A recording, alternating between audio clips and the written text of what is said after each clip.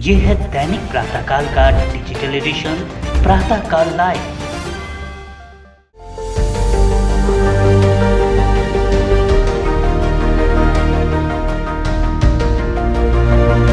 प्रातःकाल लाइव के संवाद शो में आज आपसे मिल रहे हैं स्थानकवासी समाज और जैन कॉन्फ्रेंस में विभिन्न पदों पर सेवाएं दे चुके सुनील मेहता, जो यहां भवन निर्माण के क्षेत्र में सक्रिय हैं।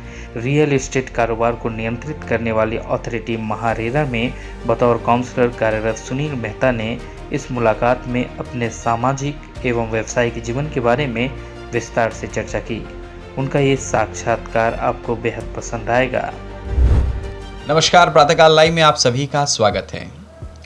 संवाद का कार्यक्रम हमारा जारी है और आज आपकी मुलाकात करा रहे हैं मेवाड़ के युवा बिल्डर समाजसेवी सुनील मेहता जी से। ये मेवाड़ के मावली निवासी हैं, उच्च शिक्षित हैं और काफ़ी वर्षों से व्यापार जगत में सक्रिय हैं। आज उनसे जानते हैं उनकी जीवन यात्रा के बारे में। सुनील जी, आप अपनी पारिवारिक पृष्ठभूमि, व्यापारिक पृष्ठभूमि और शुरुआती दौरों के बारे में बताएं। बेसिकली मैं बिलोंग करता हूँ राजस्थान मावली गांव से और मेरा जन्म हुआ है राजस्थान में ही कोठारिया गांव में। और उसके पश्चात मेरी पूरी शिक्षा मुंबई भाईंदर में हमारी शिक्षा हुई है और कॉलेज मलाड दालमिया कॉलेज में हुई है। और उसके पश्चात मैंने व्यवसाय में ज्वेलर्स का काम भी किया है और भवन निर्माता, हमारी एक वेब डिज़ाइनिंग कंपनी भी थी। उसके साथ साथ कभी कुछ मौका मिला है तो समाज की सेवा का भी थोड़ा बहुत योगदान दिया है हमने। अभी वर्तमान में आप भवन निर्माण के क्षेत्र में सक्रिय हैं, काफ़ी सारी बिल्डिंग्स बना चुके हैं, बहुत सारे प्रोजेक्ट आपके आ रहे हैं। तो वर्तमान समय में किस प्रकार की चुनौतियां महसूस कर रहे हैं? देखा जाएगा तो कोविड के पहले काफ़ी अच्छा मार्केट था। कोविड के बाद थोड़ा सा मतलब देखा जाएगा तो मार्केट में अप डाउन आया क्योंकि कंस्ट्रक्शन वर्क हॉल्ट हो चुके थे। लेकिन अब जब कोविड पूरी तरह समाप्त हो चुका है तो फिर से उस दौर का अच्छा चलन है। और मुझे लगता नहीं है कि अभी रियल एस्टेट में मंदी आएगी। अच्छा। क्योंकि कोविड ने बहुत लोगों को बहुत कुछ सिखा दिया है कि घरों की अहमियत कितनी है। जी। बिल्डिंग निर्माण से जुड़े हुए लोगों को नियंत्रित करने के लिए भारत सरकार द्वारा महारेरा एक कानून लाया गया और उस कानून की मुंबई बॉडी के साथ आप जुड़े हुए हैं। उसमें आपकी क्या भूमिका है और किस तरीके से आप काम कर रहे हैं? हाँ, जैसे कि आपने बताया है महारेरा, तो मैं महारेरा के पूरे महाराष्ट्र के जितने भी कॉन्सिलेटर हैं उसका मैं एक मेंबर हूँ। और महारेरा एक ऐसा कानून है जो 1 मई 2017 को लागू हुआ था कस्टमर के हितों के लिए। और ये कानून आने के बाद मुझे लग रहा है कि 90% बिल्डर जो पहले शायद किसी कारण से सही तरीके से काम नहीं कर रहे थे, वो आज उस एक्ट के अंतर्गत बहुत प्लानिंग और मैनेजमेंट के साथ कंस्ट्रक्शन का काम कर रहे हैं और प्रॉपर डिलीवरी दे रहे हैं। तो ये कानून आने के बाद ग्राहकों को बहुत संतुष्टि मिली है और मुझे खुशी है कि मैं मेवाड़ से जुड़ा हूँ और मेवाड़ का एक युवा आज महारेरा के कॉन्सल्टेशन फोरम में है। अक्सर ये देखा जाता है कि महारेरा के जो ऑर्डर्स आते हैं वो एग्जीक्यूट नहीं होते हैं, लोग दौड़ते रहते हैं, उनको न्याय नहीं मिलता है। इसके पीछे क्या कारण है? सही कहा मनीष जी आपने। मैं भी देख रहा हूँ पिछले 3-4 सालों से कि जो रेरा ने ऑर्डर पास किए हैं 17, 18, 19 में, उसमें अधिकतर 70 to 80% ऑर्डर आज भी पेंडिंग है। आज भी उनका एग्जीक्यूशन हुआ नहीं है क्योंकि बिल्डरों ने फिर से अपील की है session court, high court, supreme court में। तो देखो, कहीं ना कहीं तो कानून का इस्तेमाल तो अलग तरीके से होता ही है, लेकिन कानून आने से जो 90% बिल्डर हैं वो सही तरीके से काम कर रहे हैं, इसमें कोई दोहरा ही नहीं है। क्योंकि रेरा के पहले लोग पैसों का दुरुपयोग करते थे, इस प्रोजेक्ट का पैसा उस प्रोजेक्ट में वापरते थे, वो सब बंद हो चुका है। अभी अच्छे बिल्डर भी नहीं कर रहे सारा वो काम। और रेरा आने के बाद लोगों को संतुष्टि है कि हमारा पैसा, इन्वेस्टर का पैसा पूरी तरह से सुरक्षित है। केंद्र सरकार जब रेरा का कानून लेकर आई तो राज्य सरकार ने अपने अपने ढंग से उसमें परिवर्तन किया। लोगों का ये आरोप है कि बिल्डर लॉबी के इशारे पर किया गया और इसका फ़ायदा बिल्डर लॉबी को मिल रहा है। तो आपको नहीं लगता कि रेरा के कानून कमज़ोर हैं? देखो, कानून चाहे रेरा का हो या और किसी का भी हो, सब जगह कहीं ना कहीं लूप होल तो होते ही हैं। और लेकिन जैसे पूरे भारत में रेरा को लागू किया था, ये एक दुबई मॉडल है, दुबई से काफ़ी मिलता जुलता मॉडल है ये। और जब ये कानून लाया गया तो ये सोच के लाया गया कि जिन बिल्डरों ने पिछले 15 सालों में अच्छी तरह से डिलीवरी नहीं दी है, कस्टमर्स को उनके फ्लैट नहीं दिए हैं, बड़े बड़े बिल्डर्स चाहे नोएडा के हो, महाराष्ट्र के हो, अदर स्टेट्स के हो, मैं किसी का बिल्डर का नाम नहीं लूँगा, तो उन 5-6% बिल्डर के कारण जिन कस्टमरों ने बहुत तकलीफ़ झेली है, उसको ध्यान में रखते हुए 2004 में जब केंद्र में इसकी योजना की तैयारी हुई थी, उसकी योजना अब 2016 में फाइनल करके 17 में लागू की गई। और ये रेरा हर स्टेट में है, और लेकिन हर स्टेट में इसका अलग अलग नियम है, अलग अलग कानून से चल रहा है वहाँ के जुडिशल के हिसाब से। लेकिन लूप होल है, हम मानते हैं, लेकिन ज़्यादा उसके बेनिफिट है जबकि उसकी गलतियाँ कम है।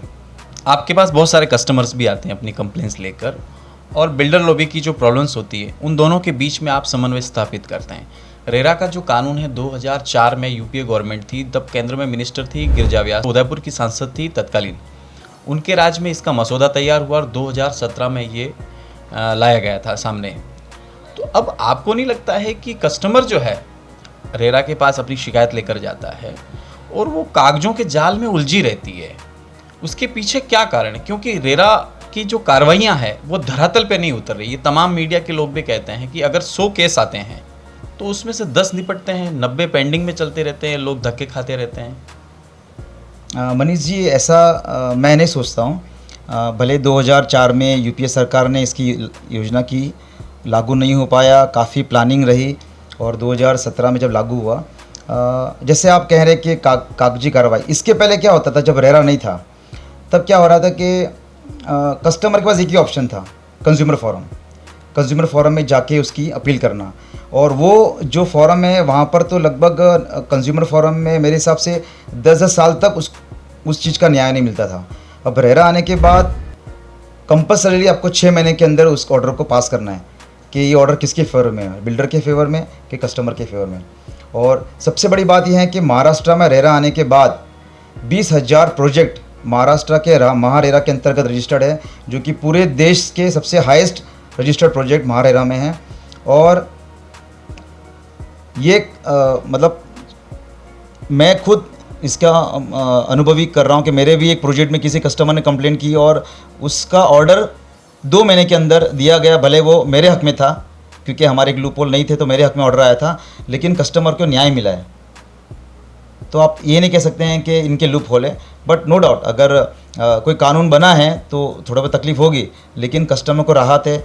अब जब मैं कॉन्स्टिट्यूशन फोरम में आया हूँ तो हमारा काम यह है कि हम कस्टमर और बिल्डर के बीच में एक समन्वय बनाने की कोशिश करते हैं। कस्टमर को मात्र 1,000 रुपया ऑनलाइन पे करके अपनी इस कंप्लेंट को दर्ज करना है। फिर कस्टमर को वो डेट दी जाती है जब उन्हें हियरिंग में आना है ऑनलाइन, जहाँ पर बिल्डर रहते हैं, हम रहते हैं, कस्टमर रहता है, और एक सरकार की तरफ से एक जीपी रहता है। तो हम चारों मिलकर उन कस्टमर का और बिल्डर के बीच में जो भी तकलीफ़ें हैं, दूरियां हैं या किसी भी तरह की कंप्लेंट्स हैं, उसको दूर करने की कोशिश करते हैं।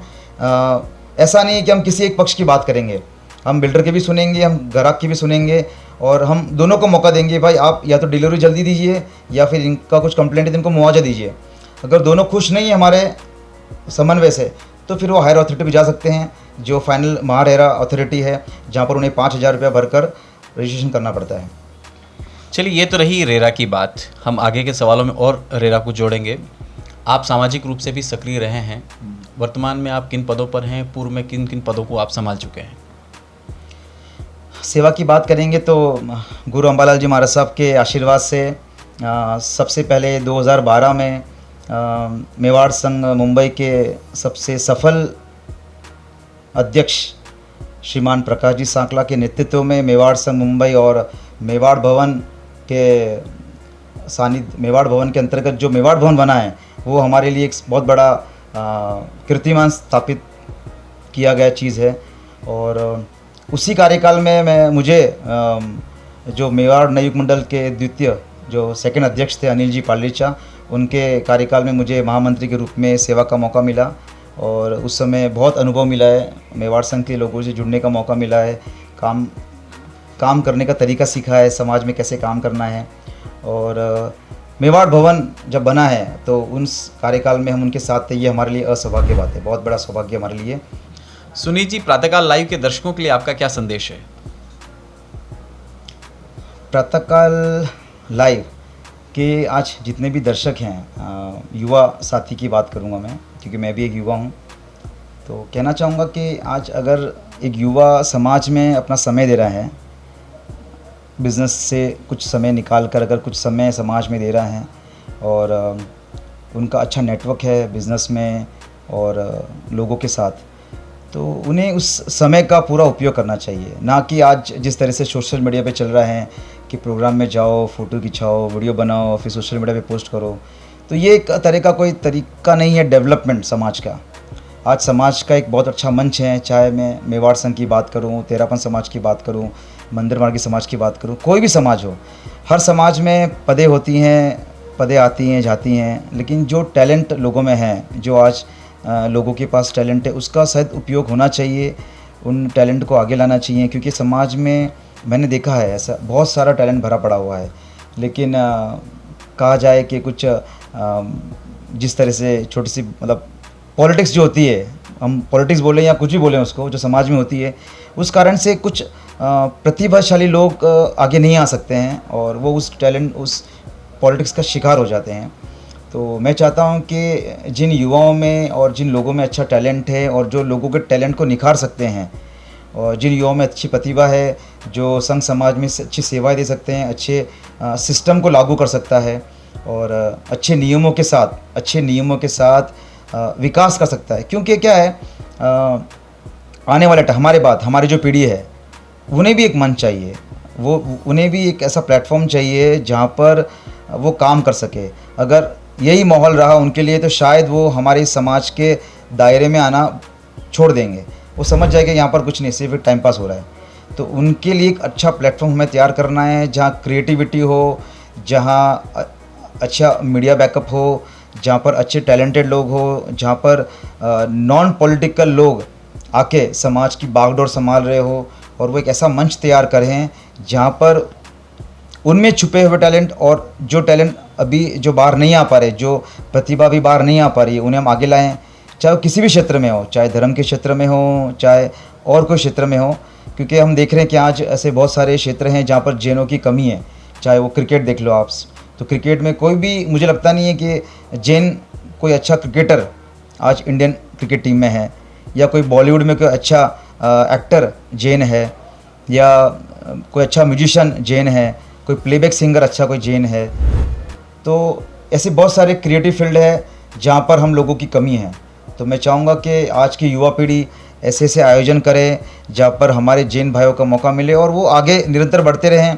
मैं नहीं बोलता हूँ कि इतना आसान नहीं करना, लेकिन हमें ऐसी कोशिश करनी चाहिए।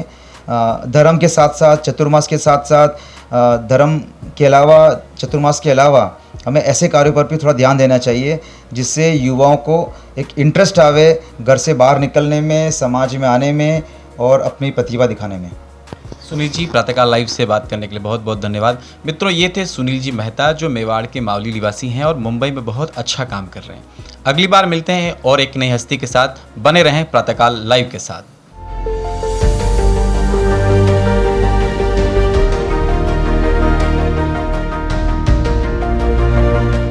अगर आप ये कार्यक्रम YouTube पर देख रहे हैं तो हमारे चैनल को जरूर सब्सक्राइब करें और Facebook पर देख रहे हैं तो हमारे पेज को लाइक करना ना भूलें।